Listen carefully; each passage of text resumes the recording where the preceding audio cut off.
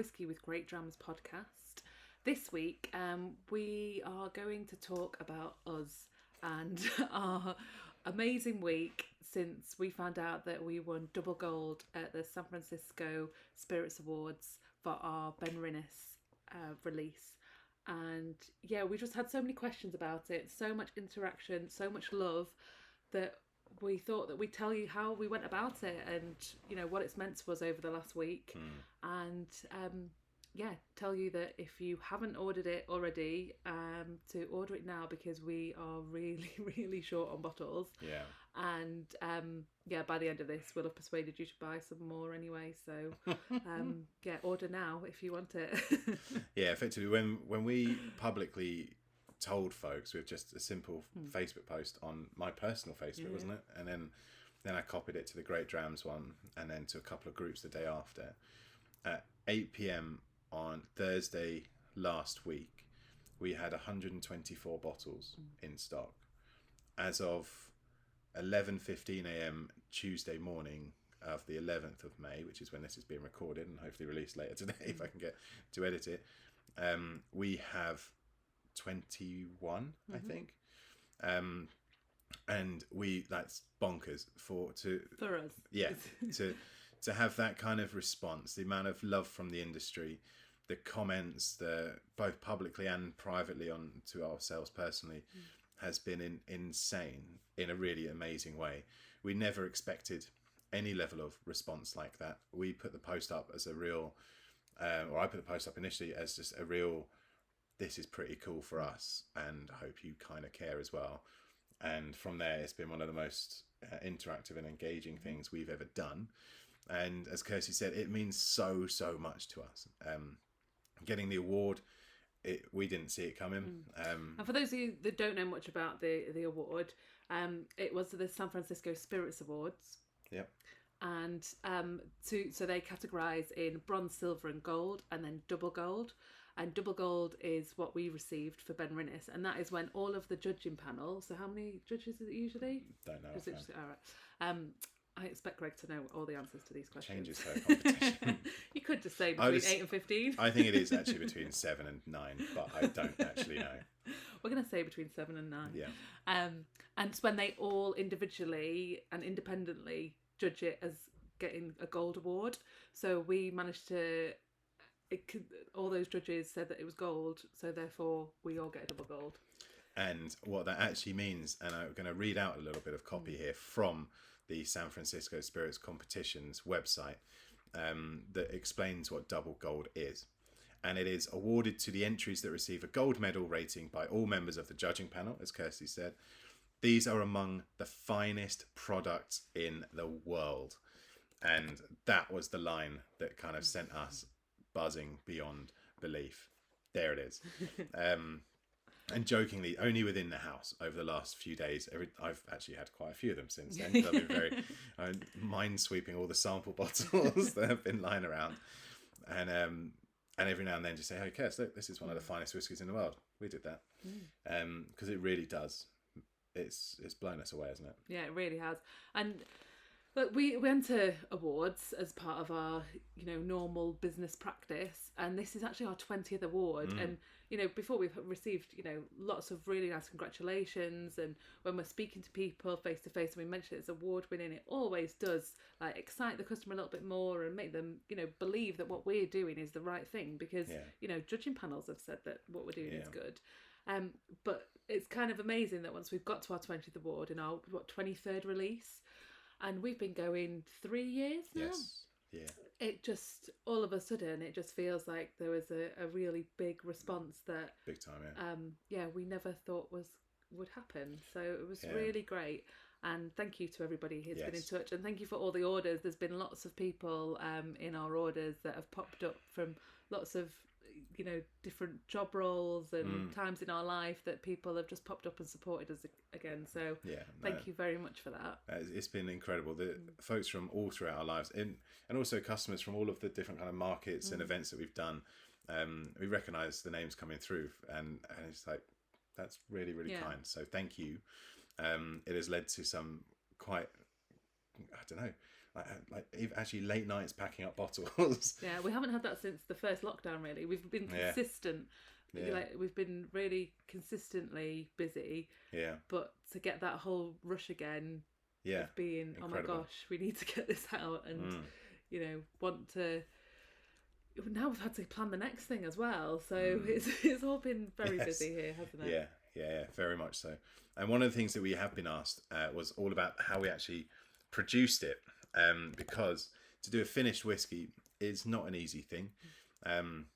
It takes a lot of time. Obviously, whiskey takes time, but it takes a lot of patience, something I'm not normally too blessed with, and also that is the biggest understatement I've ever heard. With whiskey I am though. Yeah.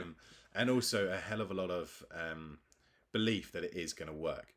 And so I just want to tell you about the entire lineage of this cask. It actually has more storytelling to the cask than we've ever been able to explain, because there's never enough space on the label or on the website to explain all of this kind of stuff in detail. So if you don't mind indulging me for a couple of minutes, it actually was bought specifically for a limited edition release that was going to China. So we bought this sherry butt. So it was the 500 litre butt from the Benrinnes Distillery, been matured in second fill sherry butt, so refill butt, and it arrived, beautiful flavour, absolutely loved it. Those 12 folks who were actually on the first premium virtual whiskey tasting that we did, that's a while ago. I know, right? End of April last year in 2020. They all received a 20 cl of the original pre-finished. So if any of you've still got that, I don't even have that. Like all of the juice went out to everyone. I only kept a 25ml for myself, and I had it on the tasting. And so yeah, it was like one of those things where it was bought for one specific reason. When we were within a whisker of having a deal of exporting to China, that obviously fell through due to COVID and what's happening and everything. And so it's like, what the hell do we do with 500 litres of this? And so we started planning, and then we came up with the idea of actually splitting it in two. And those who know us, and who probably hear this over and over throughout all of these, we love sherry cask whiskies. Always have, always will. And typically there's a sherry cask whiskey in our range most of the times through the year, but not always. And so what we actually did was brief Speyside cooperage to create us a first fill Oloroso sherry cask and a first fill PX sherry cask, so Pedro Ximénez sweet sherry cask. And so we split the sherry butt in two, exactly in half into each of these two casks that are now first fill. And from there, what we did was wait. And we used cask samples on some of the tastings last year to see what other people thought. The Oloroso one definitely wasn't ready. And that's actually still maturing now. 100 bottles that has been taken off to be used for a kind of side project. But the rest is still maturing now because I kind of want to over finish that one to see what happens. I think we need that in the range as well. Like a lot of our finishes recently have been they haven't been finished for as long because they haven't needed to be. Yeah. Whereas we've got the time to experiment, so why not? Exactly right. And so with the PX one, when it got to about 6 months, like, oh, hello, something special's happening here. And then it kind of just rolled on a little bit further and thought, you know, at 9 months, bosh, this is ready. So when we tried it, it's like, get that out of the cask now, get that thing into bottle. And I fell in love with it. I had quite a few of those, didn't I? Yes, when the sample bottles came down. And then the pre-production release when that came down. And when it was released, we had so many amazing comments from the first few people who tried them. Obviously not at events or anything, because it's all virtual, so it was all the virtual tastings, and some of our best customers who buy all of our releases, they were opening them as soon as they got them and trying them and saying how much they loved it. And then we thought, oh, do you know what, let's actually enter this one into the top award in the world, which is the San Francisco Spirits Competition, and see what happens. Actually not really thinking we'd even get medalled, really, because I was very pessimistic about it. But you pushed me to do it. You are very pessimistic, though, about things like that. We enter all these things, and, you know, it's quite a big cost to our business. And so I'm like, so are we really sure we're going to do this? And Greg's always like, oh, yeah. But, I mean, we probably won't get anything. 20 awards later, we get awards. Yes, indeed. And what's even better is that this one actually has a real physical gold medal that comes. So that allegedly, we hope, was actually shipped on the 5th of May. So should be here. Oh, we should have waited. for this, for the unveiling. I know, but then there wouldn't be any Gives us left. more content for our next podcast. I'll be wearing it like a mare. You're walking around pointing with your... I'm not joking. I know you're not. Yeah, that I'm 100%. You go out looking far more questionable sometimes. Thanks, Chris. That's helpful. See, and it was also at the time, it was our biggest release of 333 bottles. We'd never done anything more than 273, wasn't it, Girvan?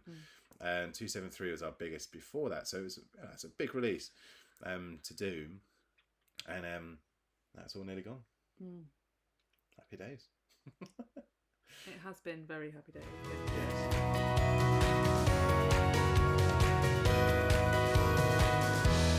So obviously this is our whiskey of the week. There is no other whiskies that we're going to talk about in this podcast today. So it's your whiskey of the week as well? Yeah. Oh man, that's embarrassing, isn't it? Oh, it's like turning up wearing the same polo shirt. Oh, what? Mine's a hoodie. Damn it. Point still stands. Well, anyway, cheers. Cheers. Happy days. And onto the tasting, I guess. Yeah. So for me, the flavour profile holistically on this balances that gorgeous sweetness from the Pedro Ximénez sweet sherry cask and that lovely dry winter fruit and spice note from the Oloroso cask it was in originally, but then has a belting colour to it as well. So if you can see that is all natural colour, non-chill filtered, and there you go. Even on the front, points out 9 months in a first fill Pedro Ximénez cask. Matured in wormtubs as well, so it's always going to have that meaty character and that kind of big flavour profile about it. A lot of our releases have that, or historically have. So yeah, let's have a go. And it is that real meaty, thick character that I think distinguishes this from anything else in our range. Yeah.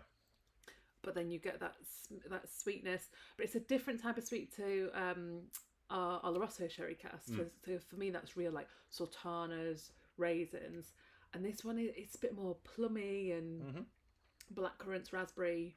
100%, and then also that sweetness on that. I mean, I don't know if anyone has actually tried Pedro Ximénez sherry itself. It's a very sweet dessert sherry. Yeah. Amazing on vanilla ice cream, as I tell everyone. Yeah, you do always. Stephanie McLeod told me that, and then I tried it, and then I'll never go back to regular ice cream again.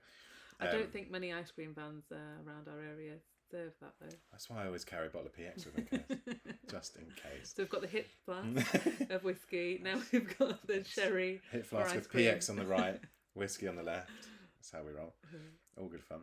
But yeah, packed full of flavour, so much depth, so much kind of, I don't know, just enjoyment in it as well. And I know we're massively biased because it's ours and it's done really well, but genuinely, wholeheartedly, it's one of my all-time favourite whiskies. And I think as well because the process was so involving. You know, making that decision to split the cask and making the decision to buy the cask in the first place because it was so much bigger than we're used to. Yeah, at the time it's the biggest cask, it was the most expensive cask we'd ever bought. And even the decision after that to split it, like you just mentioned, that had an implication because we had to buy 2 new sherry casks, which added an extra $2,500, I think, to the cost of the whole thing. So it's a big deal for us. And all these decisions we were making whilst we were in the middle of the first lockdown.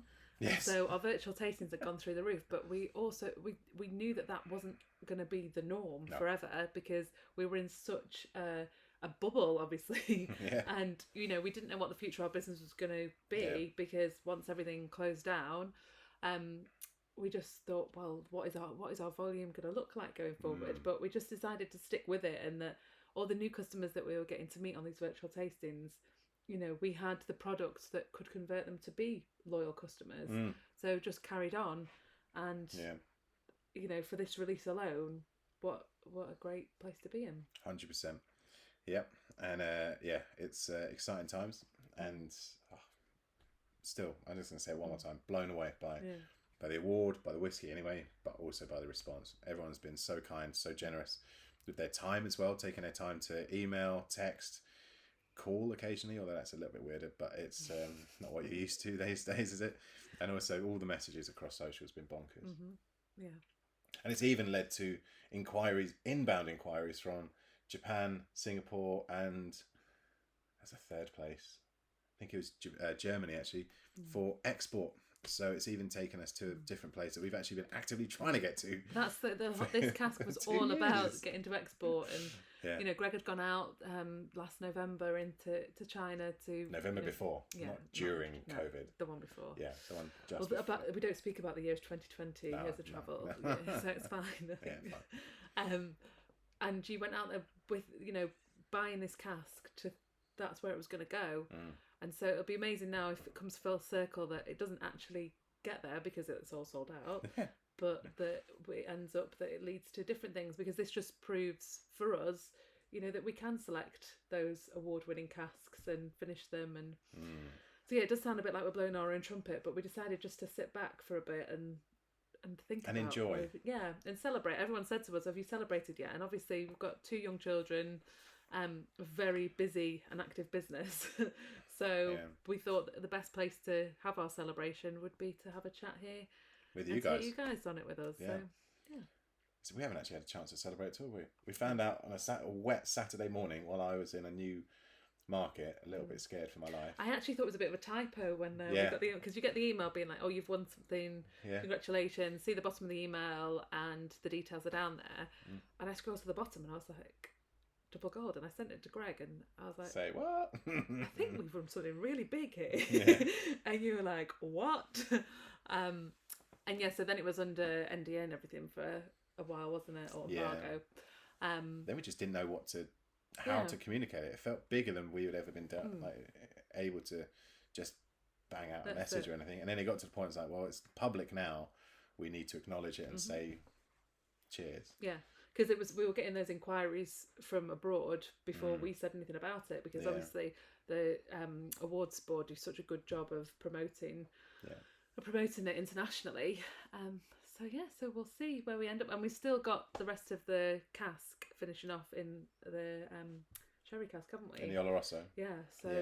When that's ready, that'll be really interesting to see how that and the different flavour profiles and that'd be quite cool, wouldn't it?